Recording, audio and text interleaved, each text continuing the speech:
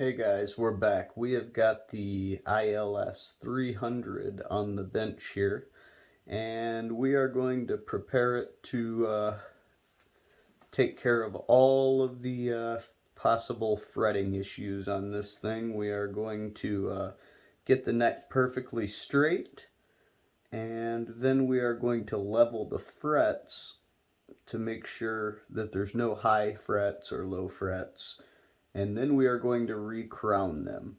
In a perfect world, it would be nice to have string tension on the guitar while leveling the frets, but unfortunately, without a very expensive apparatus, that's close to impossible. So we are going to level the frets with it straight, hope for the best, and then hit any spots that may need addressed after the string tension is on. So as of right now,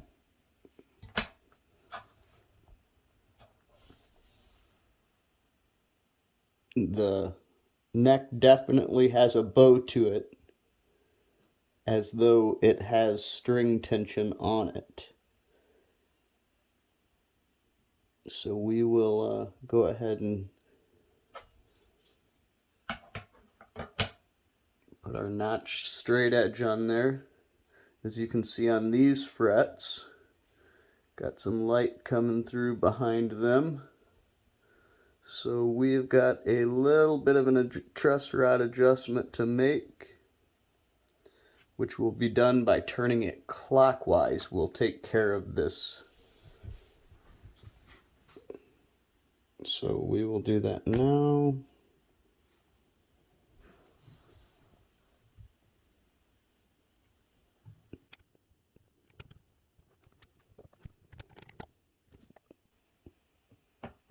Okay, we're just about there.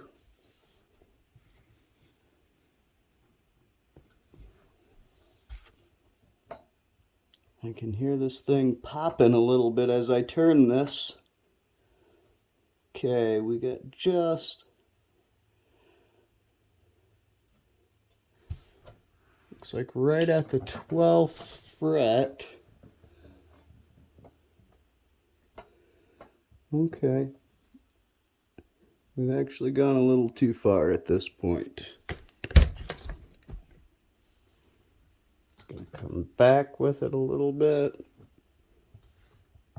Still rocking.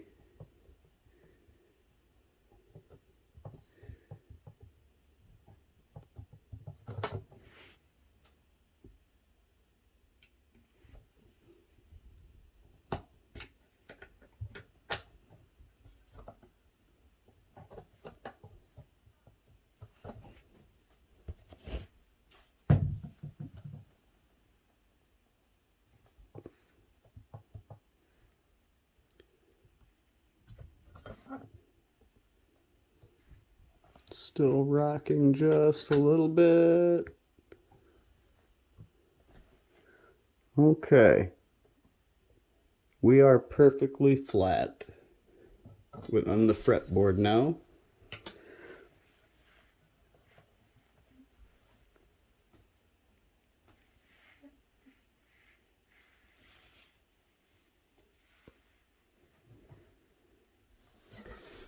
Okay. Definitely in need of some leveling.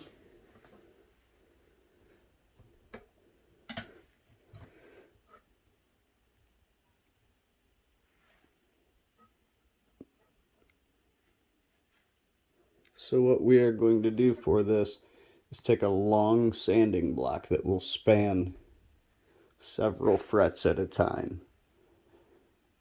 And we're going to use 400 grit sandpaper. Some people might use some more coarse stuff, but as far as I'm concerned, that's just more work to get rid of these sand scratches.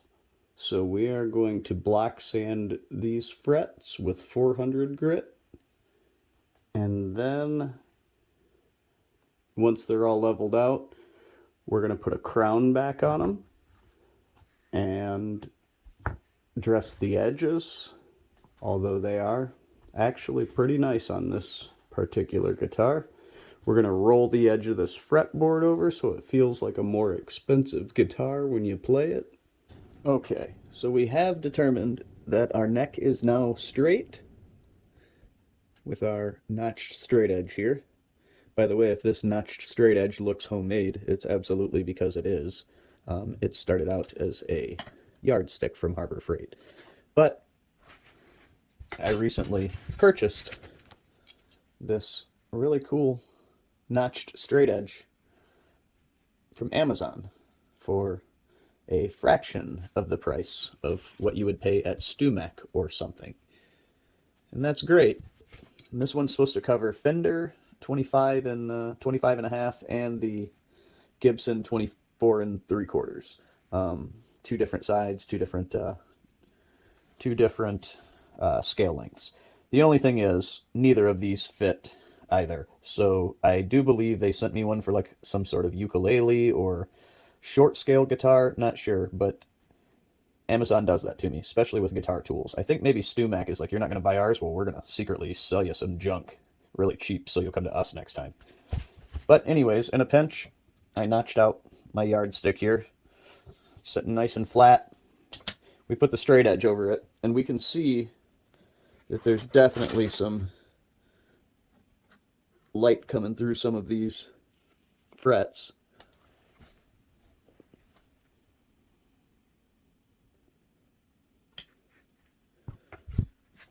So, now that our neck's straight, we're going to go to this. This is a fret rocker. And this has 4 sides of varying lengths.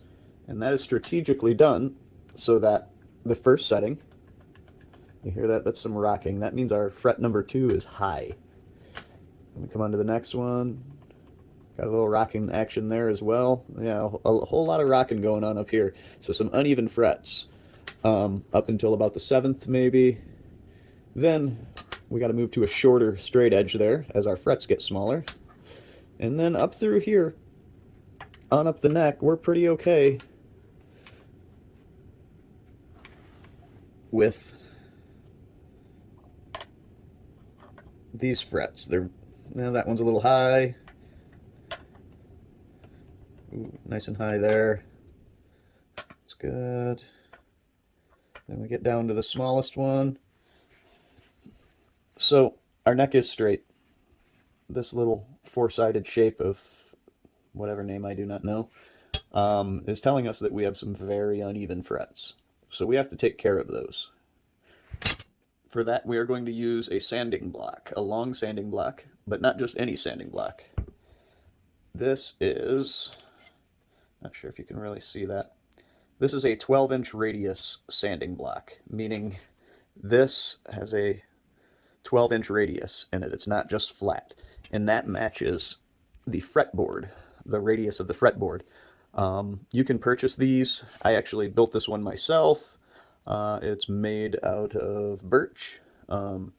Pretty simple to build. The way that I got the contour on here, I have a known 12-inch fretboard that I spilled paint on the end of it, so it's kind of worthless.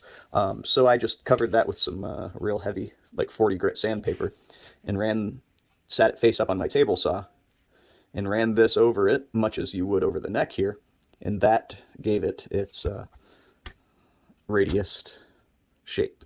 So now this is the perfect radius for this neck, which is 12 inches.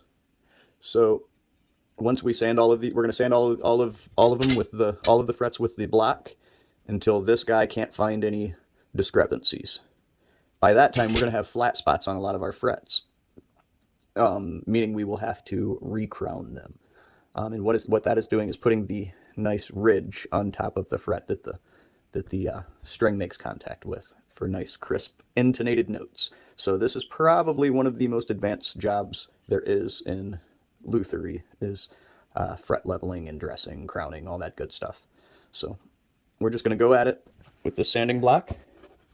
Not a whole lot of pressure. We're using 400 grit material here.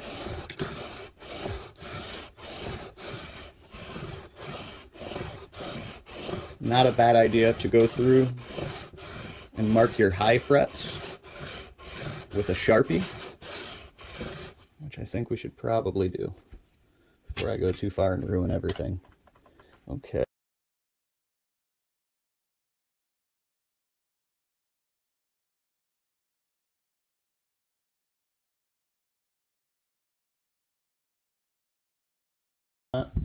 Alright, so we've got our frets marked. We're going to go at it again for a little while with this sanding block.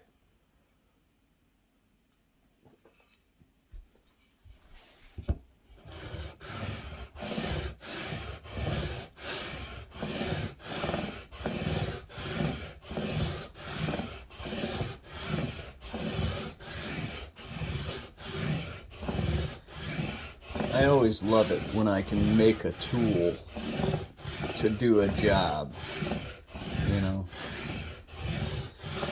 It's pretty rare that you get to do that, especially in a professional setting, because time is money and hourly wages cost a lot nowadays. So you end up going to Harbor Freight, buying a cheap one if possible. But what I'm getting at is, if you're going to be a hobbyist, sure, if you can make it yourself, definitely make it. If you're only going to use a tool every now and again, get it off of Amazon. If you're going to be working as a professional luthier, it would probably be well worth your money to buy premium tools from StewMac. You definitely pay more money for them, but it's just like mechanics tools. You're gonna buy a Snap-on or a Mac or a Matco tool. If it's something you're gonna use day in and day out and really get your money's worth out of. If it's something you're only gonna use every once in a while, you're just gonna go on down to Harbor Freight and buy the cheap one, because it's gonna work for you at least a few times. Alright, let's take a break and see how we're doing.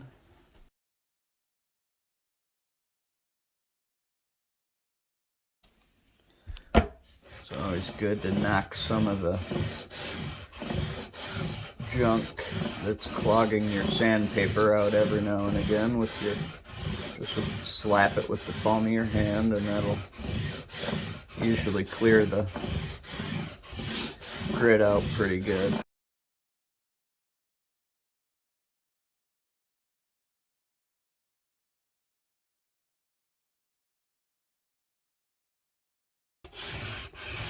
If you guys were wondering what I'm using to support the neck here, this is actually 3 foam kneeling pads from Dollar Tree stacked up and duct taped together, and it works pretty good to support the neck here. Definitely seeing flat spots on the tops of most of these frets. That probably means we're about where we need to be. Not quite yet, though.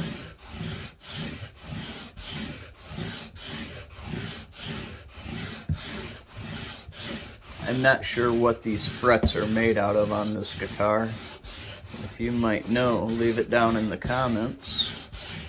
While you're down there, smash that like button. Subscribe, all that good stuff.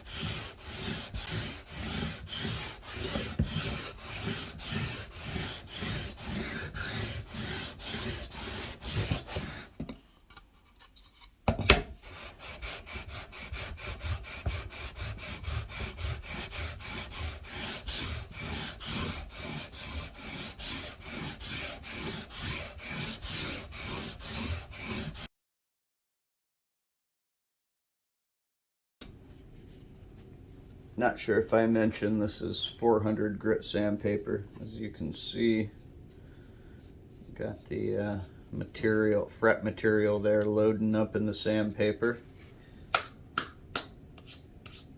Clear that off. Smack it a little bit, smack it around.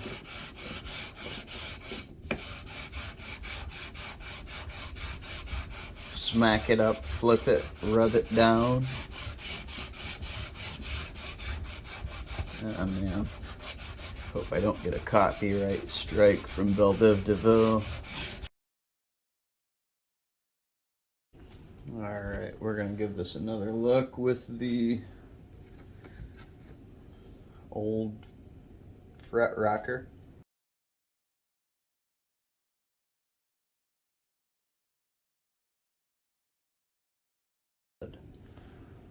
Alright, so we are getting very close.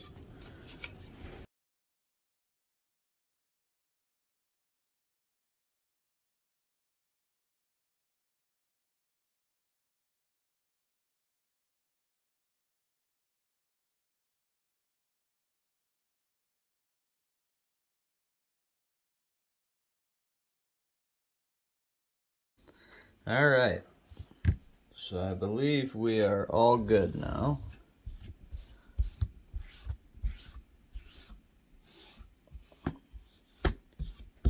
So this concludes part 1